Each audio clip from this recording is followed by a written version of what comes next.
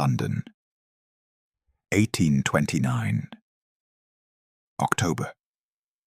The afternoon post arrived at the Langham Hotel with its usual discretion, but the concierge's hands trembled as he lifted the heavy cream envelope addressed in a hand he recognized from a dozen banking correspondences over the past month.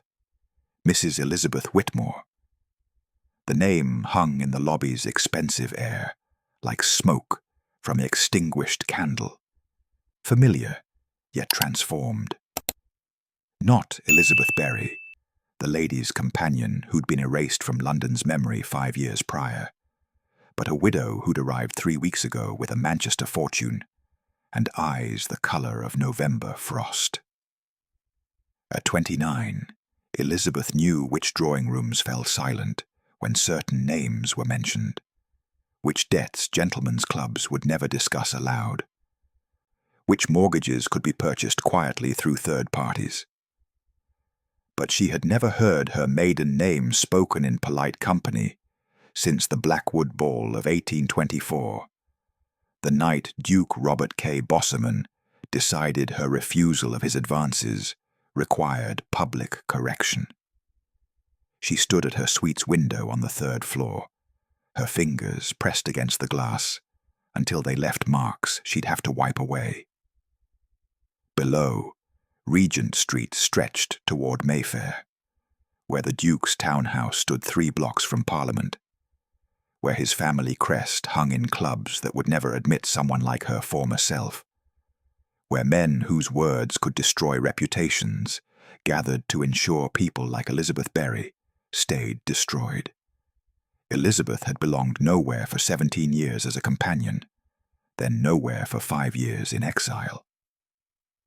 She was merely the woman who'd poured tea without opinion, who'd embroidered in corners, who'd understood that her value was measured entirely by her ability to remain invisible. The hotel manager's footsteps sounded in the corridor, heavier than usual, quicker. He appeared at her door without his customary expression of professional neutrality. In his hands he held a leather portfolio, and through its opening she glimpsed documents bearing the Bosserman family seal, a crest she'd memorized the night it became synonymous with her humiliation. "There is a gentleman in the lobby, Mrs. Whitmore," the manager said, and his voice carried something she'd never heard from London's service class when addressing the former Elizabeth Berry. Hesitation. "The Duke of Bosserman's solicitor. He's requesting an audience." Elizabeth's breath stopped. A solicitor, for her, seeking audience. Her heart struck once against her ribs, hard, triumphant, as if it had been waiting 5 years for precisely this moment.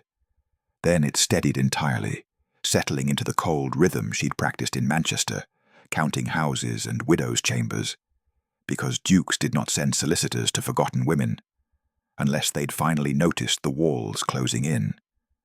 And no one sought peace with a woman who'd spent half a decade perfecting the art of financial vengeance, unless they'd realized, too late, that cruelty from the powerful was no longer consequence-free.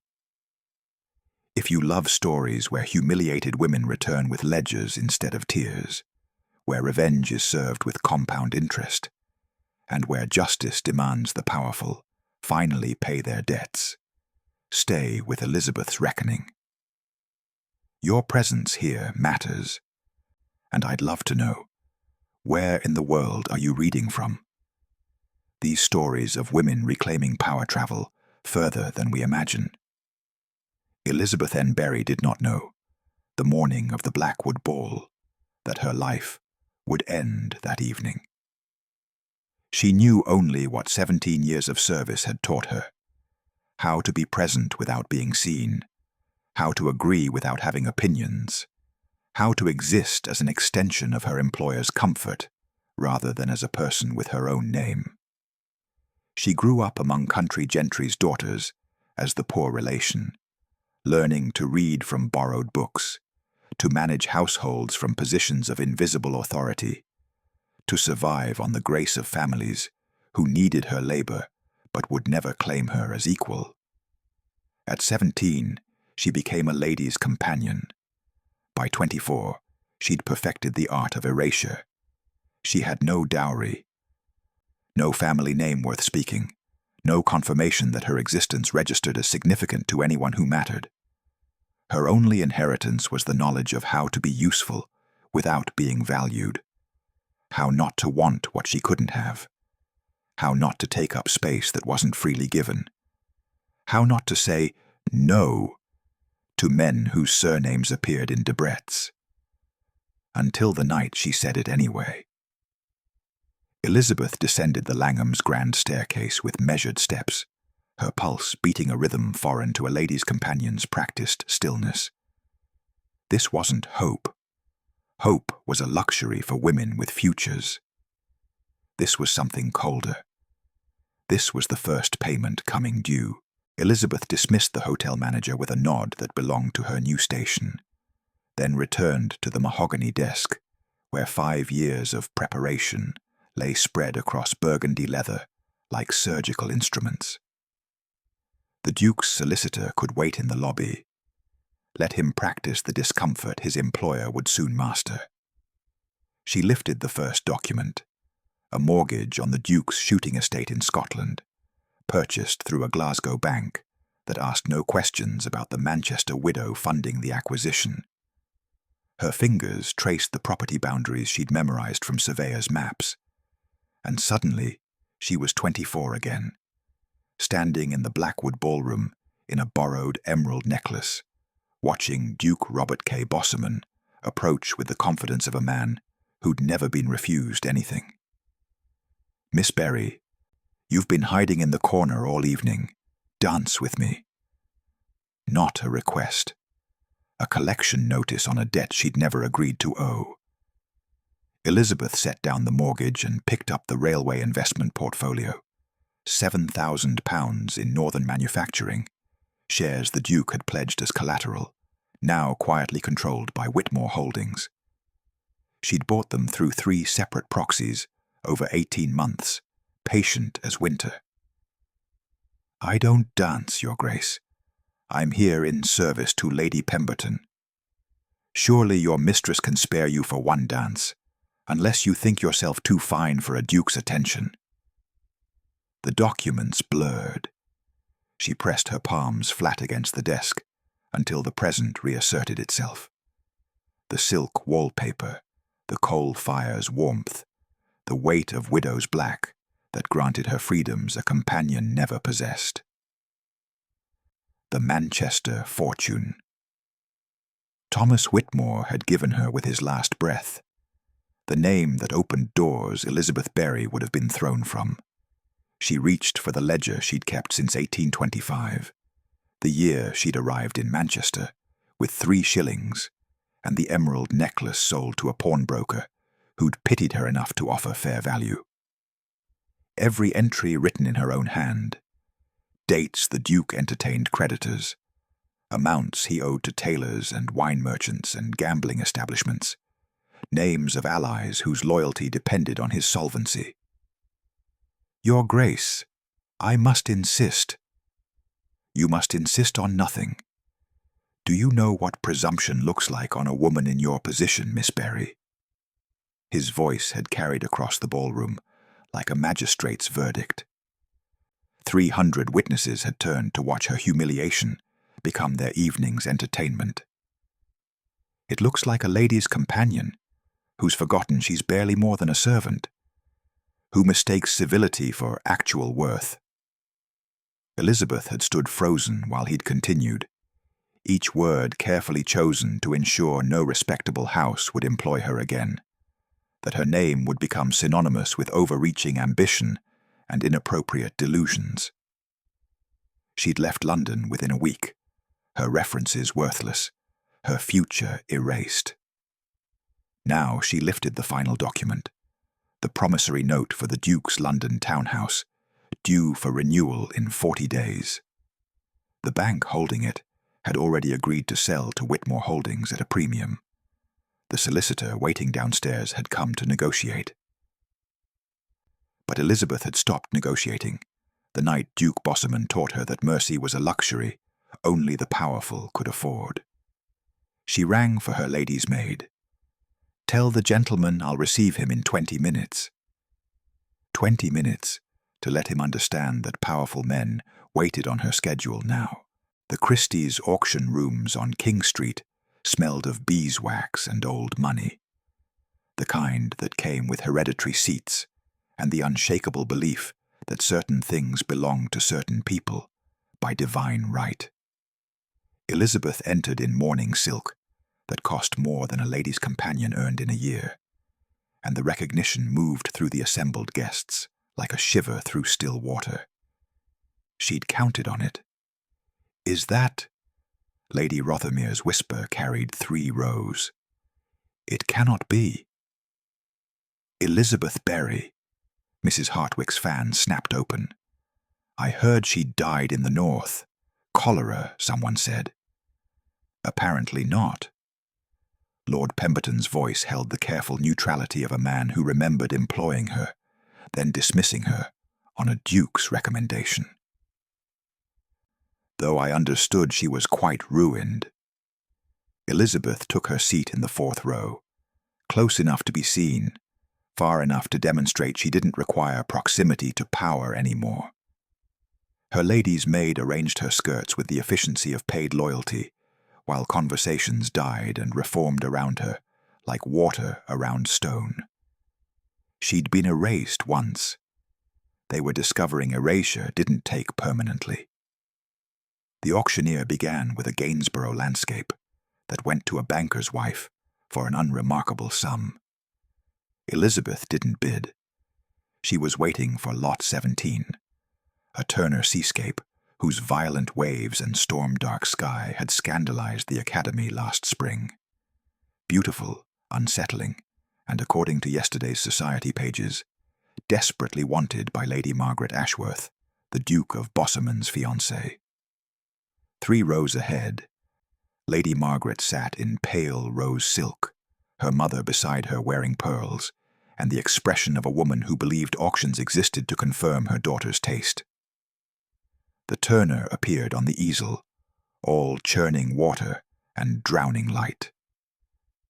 "Lot 17, the auctioneer announced. "Opening bid, 200 guineas. 200? Lady Margaret's voice carried the boredom of someone who'd never been outbid for anything that mattered. 250, Elizabeth said clearly. The room's attention swung toward her, like a theatre curtain opening on an unexpected scene.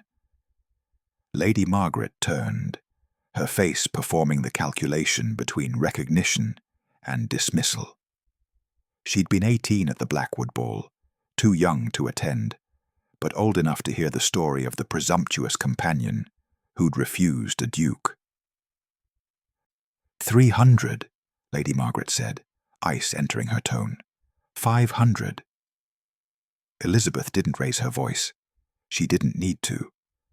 Lady Margaret's mother whispered urgently, undoubtedly explaining that bidding wars were vulgar, that one didn't engage with people like Elizabeth Berry in public forums, that dignity required withdrawal. But Lady Margaret had her fiancé's certainty that the world bent to accommodate Bosserman desires. 600 guineas. Her voice shook slightly. Elizabeth smiled, the expression she'd perfected in Manchester counting houses, the one that preceded foreclosure notices. 1,000 guineas. The silence that followed held a quality of violence. 1,000 guineas for a painting Lady Margaret had publicly claimed to adore, a sum that would require her father's approval. That would make her look either covetous or defeated. The auctioneer's gavel hovered. 1,000 guineas going once. Lady Margaret's fan trembled against her lap. Her mother's hand covered hers in restraint. Twice. Sold to Mrs. Whitmore for 1,000 guineas. Elizabeth inclined her head graciously, while whispers erupted. She'd just spent a small fortune to purchase a painting she didn't particularly want, and everyone in the room understood exactly what she'd bought instead. The knowledge that Elizabeth Berry had returned to London with enough money to take things from Bosserman's, and she'd only just begun the bidding. The banker's office on Threadneedle Street occupied the kind of space that whispered discretion. Wood-paneled walls that had witnessed fortunes made and lost, leather chairs worn smooth by anxious hands, windows overlooking the Bank of England like a promise of proximity to real power. Mr. Davison arranged the Whitmore Holdings documents across his desk with the reverence usually reserved for holy texts. "Your late husband built an impressive empire, Mrs. Whitmore. Cotton mills, shipping interests, railway investments. Most unconventional for a woman to inherit such holdings outright." Thomas was unconventional in many things. Elizabeth's tone invited no further inquiry into her marriage, though she could see the question forming behind Davison's professional courtesy. How does a disgraced lady's companion become the wife of Manchester's wealthiest industrialist? The answer was simpler than London society would believe, and more complicated than they'd accept. She'd arrived in Manchester in November 1824 with 3 shillings, a sold necklaces receipt, and the kind of hunger that made factory work seem less like damnation and more like mercy. Whitmore Manufacturing needed someone literate to manage their workers' contracts. Most mill girls couldn't read the terms that bound them, couldn't calculate the wages that never quite matched the company store's debts. Elizabeth could do both. Within 6 months, she was managing the entire administrative office. Thomas Whitmore had been 57, dying slowly of consumption, and shrewd enough to recognize competence, regardless of its gender or disgraced origins. He'd promoted her twice before he'd proposed, and his proposal had been delivered like a business arrangement, because that's what it was. "I've no heirs, Miss Berry. My nephew is a wastrel who'll sell everything I've built to pay gambling debts. You've run this enterprise better than any man I've employed. Marry me, manage the transition, and when I'm gone, which my physicians assure me will be within 2 years, it's yours. All of it." She'd accepted for the same reason she'd accepted the factory position. Survival required pragmatism, and sentiment was a luxury for women with choices. "Mr. Davison," Elizabeth said, drawing his attention back to the present, "I'm interested in acquiring certain properties in London, discreetly." "Of course." "What nature of properties?" "Mortgages, primarily. I have a list." She produced a sheet of paper containing 8 addresses, all properties connected to Duke Robert K. Bossuman's credit arrangements. "I'm prepared to pay above market value for immediate transfer." Davison's eyes widened as he scanned the list. "Mrs. Whitmore, several of these are held by institutions with long-standing relationships with the Bossuman family. They may be reluctant. Then offer them sufficient incentive to overcome reluctance." Elizabeth's voice carried the certainty Thomas had recognized, the understanding that everything had a price, including loyalty. "I'm not interested in negotiation, Mr. Davison. I'm interested in ownership."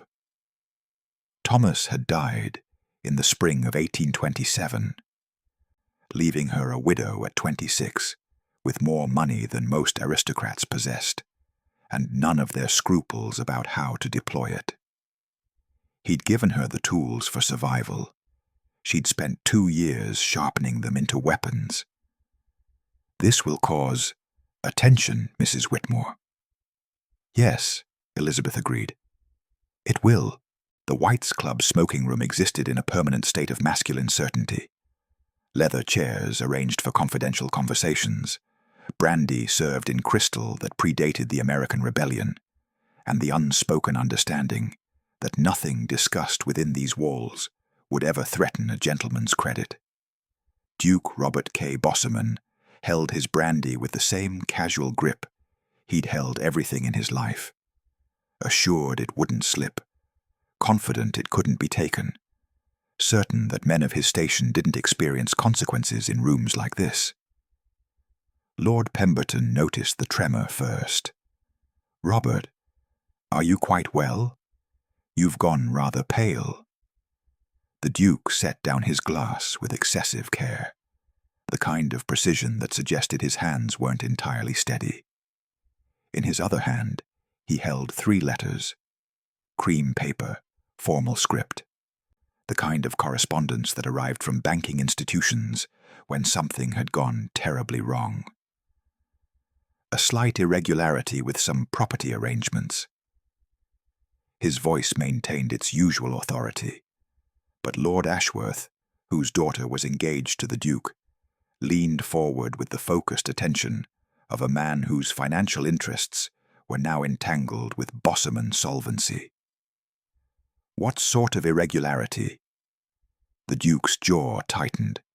"My mortgages on the Scottish estate, the Dover property, and the Mayfair townhouse, all 3 have been purchased by a private investor. The new holder is calling in the loans simultaneously."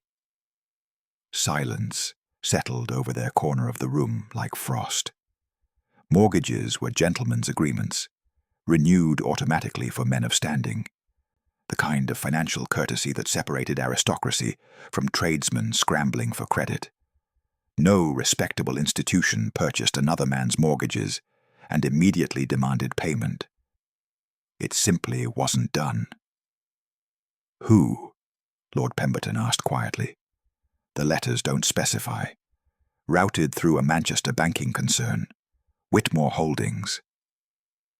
The Duke's fingers crushed the paper's edge. "Some industrial profiteer, no doubt, hoping to pressure me into selling at disadvantageous terms."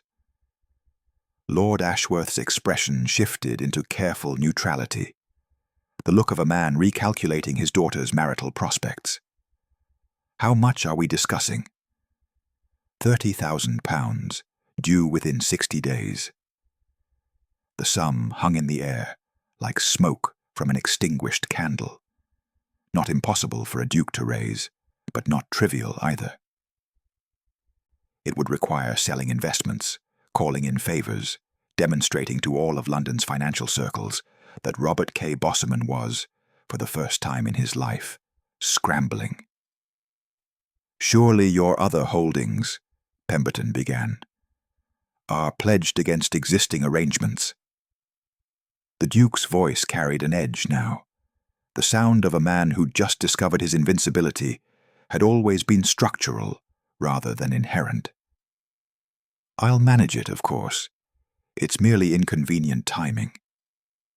But Lord Ashworth had already begun the mental arithmetic that ended in broken engagements, and Lord Pemberton was remembering that he'd dismissed a perfectly competent lady's companion 5 years ago on this man's recommendation, and now that woman's name was being whispered in connection with a Manchester fortune. "Robert," Ashworth said slowly, "this Whitmore Holdings, you don't suppose—" "No." The Duke's response came too quickly, too forcefully. "Elizabeth Berry died in the north, consumption or some such. This is unrelated." Except his hands were shaking now, and the letters smelled faintly of expensive perfume. And somewhere in Manchester, a widow who'd once worn a borrowed emerald necklace had just taught a duke what it felt like when the ground beneath you stopped being solid. Elizabeth's drawing room at the Langham had become, within 3 weeks, the kind of salon that made established hostesses nervous, filled with precisely the people. Traditional society couldn't decide whether to exclude or court. "Mrs. Whitmore, you simply must tell us how you convinced Lord Hartley to invest in the Birmingham Railway expansion." Caroline Ashford, Lady Margaret's younger sister, notably uninvited to her siblings' engagement celebrations, leaned forward with the hunger of a woman who'd spent 22 years watching opportunities flow toward her beautiful sister. "Father says it's the most lucrative venture this decade." "I presented him with projections," Elizabeth said simply, pouring tea with the grace that 17 years as a companion had perfected. Numbers care nothing for tradition. They simply accumulate. Across from Caroline sat James Thornton, whose father had made a fortune in textiles and purchased a country estate that old families like the Bossermans considered an intrusion. Beside him, Lady Victoria Pemberton, Lord Pemberton's daughter, examined the Turner seascape, now hanging above Elizabeth's fireplace, with barely concealed envy. "I heard you outbid Lady Margaret spectacularly for that painting." Victoria's smile held more admiration than courtesy required. £300 over her final offer. Father said it was the most entertainment Christie's had seen in years. 1,000 over, actually. Elizabeth offered the correction mildly. Lady Margaret stopped bidding at 600. The distinction mattered.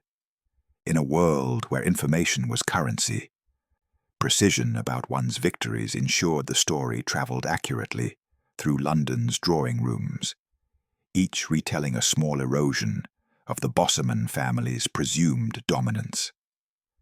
"I've received another invitation to the Duke's autumn ball," Thornton said, producing the cream envelope with affected disinterest. "Third one this season. Rather desperate, wouldn't you say?" Elizabeth recognized the tactic. The Duke attempting to shore up alliances by including new money he'd previously disdained. But desperation showed, and nothing killed social prestige faster than the appearance of need. "Will you attend?" she asked, knowing the answer. "I think not. Mrs. Whitmore's evenings are far more interesting. One learns things here. At the Duke's gatherings, one merely observes the same families repeating the same conversations their grandparents had." Thornton glanced at Caroline and Victoria. No offense intended to present company. "None taken," Victoria said quickly. "I'd rather be here as well. Mother insists we maintain connections to the Bossermans, but honestly, Robert has become insufferably tense lately. Snaps at servants, drinks too heavily. Margaret looks positively miserable." Elizabeth filed the intelligence away, like a chess player, noting her opponent's weakening position. The Duke's stress was showing publicly now, his composure cracking at the edges where society could see. "More tea, anyone?" She lifted the pot, the perfect hostess whose drawing room had become the place where London's future was quietly being negotiated by people the old guard had underestimated. Outside, fog crept through Mayfair streets, and in clubs where Bosserman invitations once commanded automatic acceptance, younger sons and industrial heirs were discovering they preferred gatherings where competence mattered more than hereditary titles. The Duke's social empire was dying the way all empires died, not through dramatic conquest, but through the quiet realization that power had shifted elsewhere while he wasn't paying attention. Lady Rothermere's dinner party occupied the careful space between old money and new influence, her guest list a calculated mixture of hereditary titles and industrial fortunes, the kind of evening where a widow from Manchester might sit 3 seats from a duke without causing immediate scandal. Elizabeth had accepted the invitation because she knew the Duke would be there.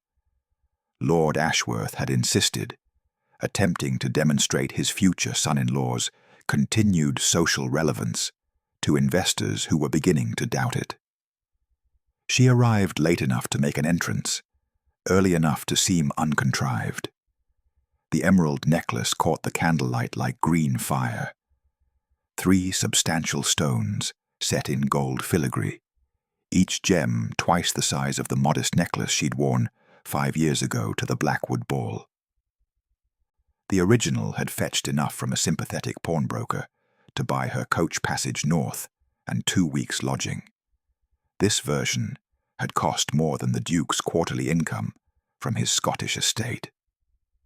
She'd had it commissioned in Manchester with specific instructions: replicate the design exactly, but make it undeniable.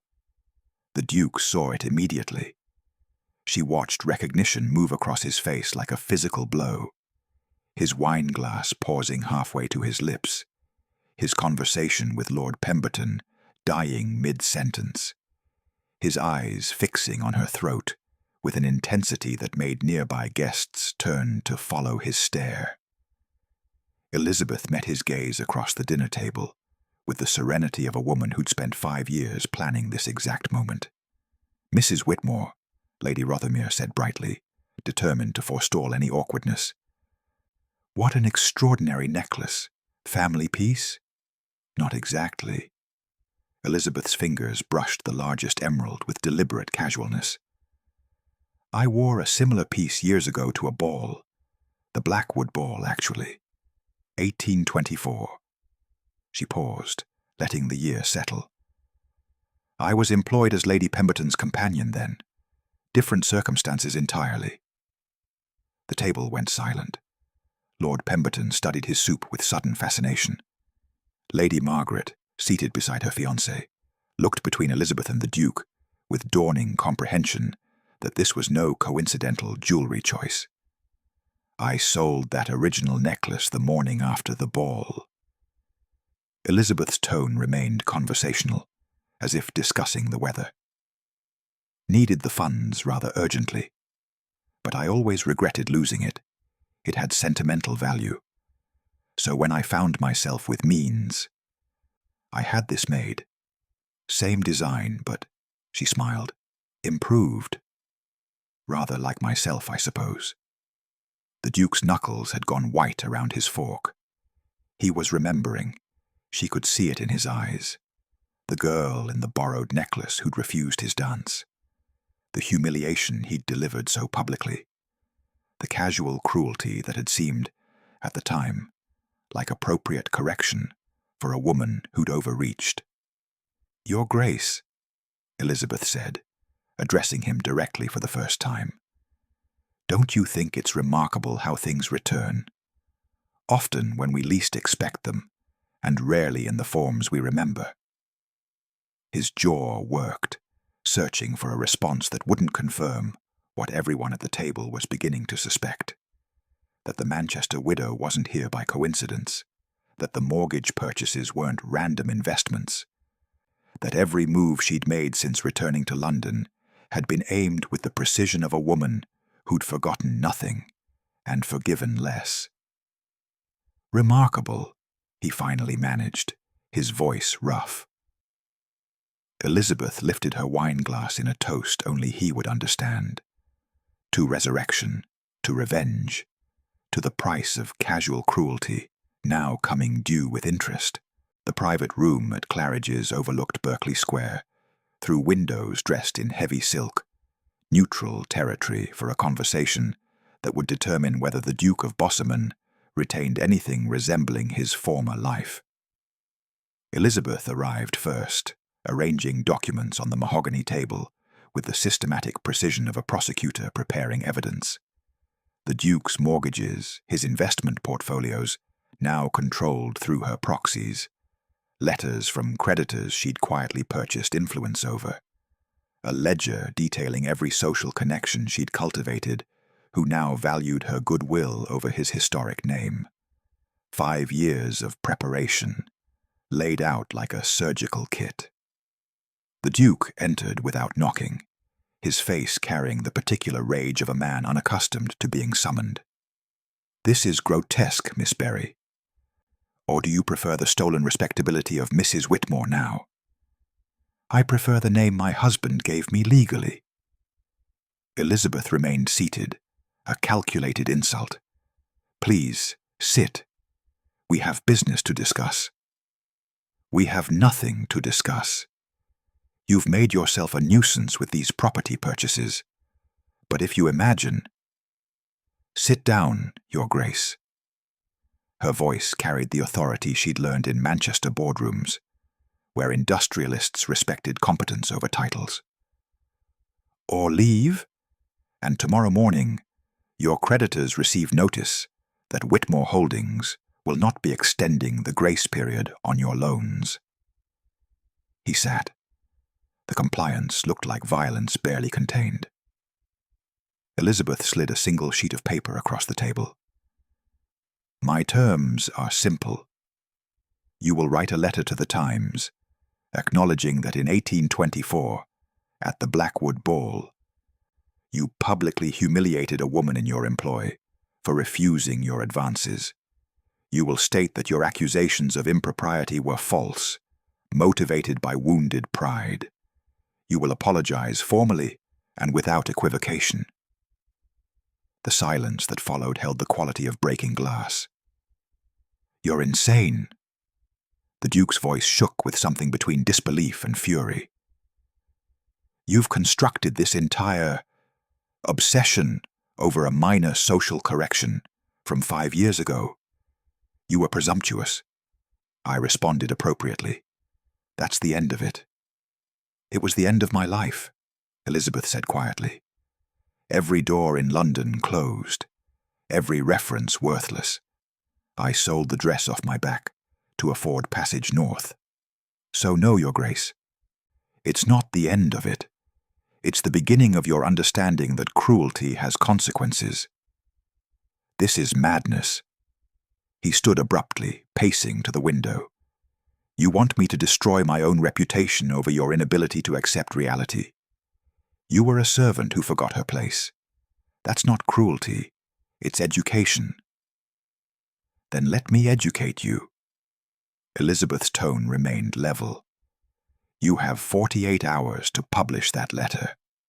If you refuse, I call in £30,000 in property debts. I ensure your railway investments collapse through coordinated stock sales. And I personally inform Lady Margaret's father that your finances are so compromised that her dowry will be consumed by creditors within a year. You vindictive. He caught himself, turning from the window, with eyes that finally held fear beneath the rage. What happened to you? You were meek, forgettable. You happened to me, Elizabeth said. You taught me that mercy is weakness in your world. So I learned to speak your language. I won't do it. Then you'll lose everything. She gathered her documents with steady hands. 48 hours, Your Grace. Choose carefully. The 48 hours expired on a Thursday morning, while the Duke was meeting with his solicitor, desperately attempting to restructure debts that Elizabeth had spent 2 years ensuring could not be restructured. The first letter arrived at 10 o'clock. Barclays Bank, regretfully informing His Grace that the mortgage on his Scottish estate required immediate settlement. 30 days' notice, as stipulated in the recently transferred terms. The second came at 10:30. His railway investments, the shares he'd pledged as collateral against operating expenses, had been sold in a coordinated block that tanked their value. The buyer, an anonymous entity operating through Whitmore Holdings. By noon, Lord Ashworth was sitting in the Duke's study, with the rigid posture of a man delivering a death sentence to someone he'd once called friend. Robert, I've reviewed your financial position with my advisors. Ashworth's voice carried the careful neutrality of self-preservation. Margaret cannot proceed with this engagement. Her dowry would be consumed by your creditors before the wedding breakfast concluded. The Duke's hands trembled against his desk. This is Elizabeth Barry's doing.